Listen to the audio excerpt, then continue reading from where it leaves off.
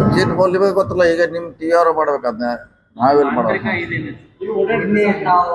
ನಾವು ಗೆಲ್ತೀವಿ ಅಂತ ಅಷ್ಟು ಹೇಳ್ತೀವಿ, ಗೆಲ್ತೀವಿ 100%. ಮಾರ್ಜಿನ್ ಎಲ್ಲ ನೀವು ತೆಗಿಬೇಕಂತ ಟಿವಿ ಅವ್ರ ಹೆಂಗೆ ಎಷ್ಟು ಏನು ಎಂತ ಅಂತ ನಮಗೆ ತೆಗಿಬೇಕಾದ್ರೆ ಟೈಮ್ ಹಿಡಿದ್ರಿ. ಯಾಕಂದ್ರೆ ನಮ್ಮ ಸೋರ್ಸ್ ಇಂದ ತೆಗಿಬೇಕು ನಾವು. ಗೆಲ್ತೀವಿ ಅಂತ 100% ಇಷ್ಟು ಮಾತ್ರ ಹೇಳಕ್ ಸಾಧ್ಯ ಇದೆ. ಸರ್ ಹೆಂಗಿತ್ತು ಸರ್, ಏನ ಯಾವ ರೀತಿ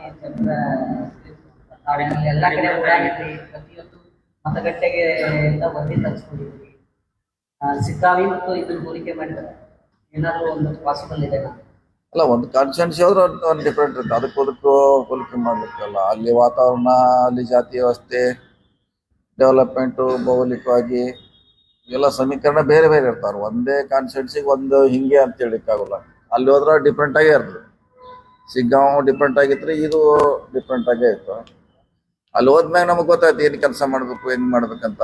ಸ್ಟಡಿ ಮಾಡಿದ್ಮ್ಯಾಗ ಸ್ಟಡಿ ಮಾಡಿ ಕೆಲಸ ಮಾಡಿದ್ದೀವಿ. 100ಕ್ಕೆ 100 ಕಲ್ತೀವಿ.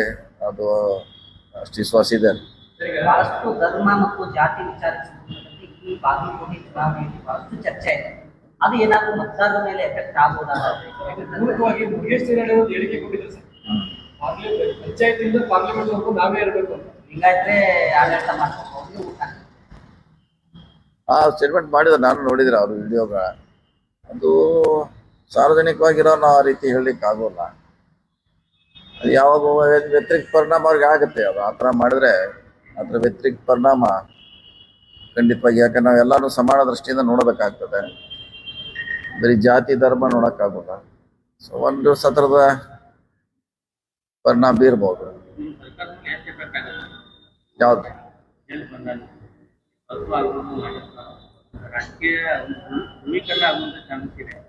ಒಂದು ಕಡೆ ಬಾಗಲಕೋಟೆಯಲ್ಲಿ ತಾವಿದ್ರೆ ಈ ಸರ್ಕಾರ ದಾವಣಗೆರೆಯಲ್ಲಿ ಕಡೆ ಡಿ ಸಿ ಎಂ ಆಗಿರ್ಬೋದು, ಮುಖ್ಯಮಂತ್ರಿ ಎಲ್ಲರೂ ಕಡೆ ಆಯ್ಕೆ ಮಾಡ್ತಾರೆ. ಯಾವ ತನ್ನ ನೀವು ತೆಗೆದುಕೊಳ್ತೀವಿ? ನಮ್ಮದು ಮೊದಲನೇ ಮಾತು ನಮ್ಮ ಸೀಟ್ ಇದು ಕಾಂಗ್ರೆಸ್ ಸೀಟ. ಕಾಂಗ್ರೆಸ್ ಜೊತೆ ಉಳಿಸ್ಕೊಳ್ಳೇಬೇಕು, ನಮ್ಮ ಪ್ರಿಯಾರಿಟಿ. ಮತ್ತು ಗೆಲ್ಲೋದ್ರಿಂದ 2 ವರ್ಷ ಆರಾಮಾಗಿ ನಾವು ಆಡಳಿತ ನಡೆಸ್ಬೋದು. ಒಂದ್ ವೇಳೆ ನಾವು ಒಂದೇ ಸೋತ್ರು ಕೂಡ ಬಿಜೆಪಿ ನಮ್ಮನ್ನು ಮಲಗಲಿಕ್ಕೆ ಬಿಡೋಲ್ಲ. ಒಂದಕ್ಕೆ ಸೋತ್ರು ನಮ್ಮವ್ರು 2 ವರ್ಷ ಮಲಗಲಿಕ್ಕೆ ಬಿಡೋಲ್ಲ ಅವರು. ಇತರ ಮ್ಯಾಗ ಈಗ ಗೆದ್ದೀವಿ, ನಾವು CM ನಾವ ಮಂತ್ರಿಗಳು ಈಗ ಹೇಳಕ್ ಶುರು ಮಾಡ್ತಾರ ಅವ್ರು. ಸೊ ಇದಾಯ್ತಾರೆ ಮತ್ತೆ ನೀರು, ಸಮುದ್ರ ನೀರ ಹಂಗೆ ಯಾವ್ದ ಗರ್ಜನೆ ಇಲ್ಲದೆ ಸುಮ್ಮನೆ ಇರ್ತದೆ ಹಂಗೆ. ಸೊ ನಮ್ಗೆ ಆಡಳಿತ ಮಾಡ್ಲಿಕ್ಕೆ ಸ್ವತಂತ್ರವಾಗಿರ್ತದೆ ಅಷ್ಟೇ.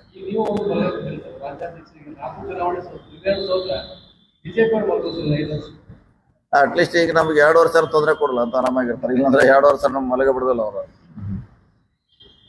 ಸರ್, ಈ ಫಲಿತಾಂಶಕ್ಕೆ ಏನೇನು ಪಾಸಿಟಿವ್ ಆಗೋದು ನಮ್ಮ ಕಾಂಗ್ರೆಸ್ಗೆ? ಈ ತಾವೆಲ್ಲ ಓಡಾಡಿದ್ರಿ, ಏನೇನು ಪಾಸಿಟಿವ್ ಆಗೋದು ಫಲಿತಾಂಶಕ್ಕೆ ಪೂರಕ ಆಗೋದು ನಾವು ಇದು ಮಾಡ್ತೀವಿ? ಪಾಸಿಟಿವ್ ಅಂದ್ರೆ ನಮ್ಮ ವೋಟ್ರೇ ಭಾಳ ಇದ್ದಾರೆ. ಕಾಂಗ್ರೆಸ್ನ ವೋಟ್ರ್ ಭಾಳ ನಾವು ಅವ್ರನ್ನ ಮರ್ತಿದ್ವಿ, ದೂರ ಇಟ್ಟಿದ್ದೀವಿ. ಸೊ ಹೀಗಾಗಿ ನಾವು ದಿನ ದಿನ ದಿನ ದೂರ ಆಗ್ತಾ ಇದೆ.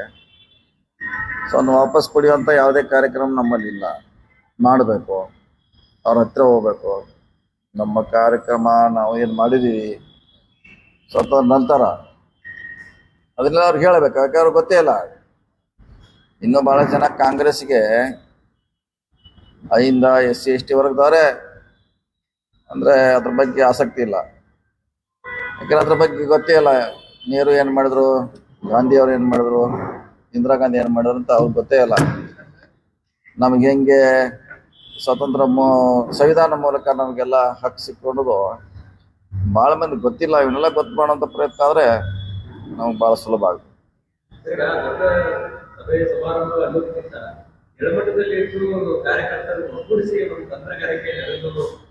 ಅದೇ ನಾವು ಮುಂಚೆಯಿಂದ ನಾವು ಭಾಳ ದೊಡ್ಡ ಕಾರ್ಯಕ್ರಮಕ್ಕೆ ನಾವು ಆಸಕ್ತಿ ವಹಿಸಲ್ಲ. ಭಾಳ ಜನ ಕೂಡಿಸೋದು ಅದು ಸುಮ್ಮನೆ ಶೋ ಅಪ್ ಅದು.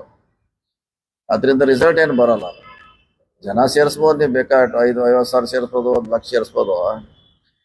ಅದರಿಂದ ರಿಸಲ್ಟ್ ಕಡಿಮೆ. ಸೊ ನೀವು ಚಿಕ್ಕದಾಗಿ ಹೋಗಿ ಅವ್ರಿಗೆ ಕನ್ವಿನ್ಸ್ ಮಾಡಿದ್ರೆ ಕಾಂಗ್ರೆಸ್ ಪರವಾಗಿ ಒಲವು ತೋರಿಸ್ತಾರೆ.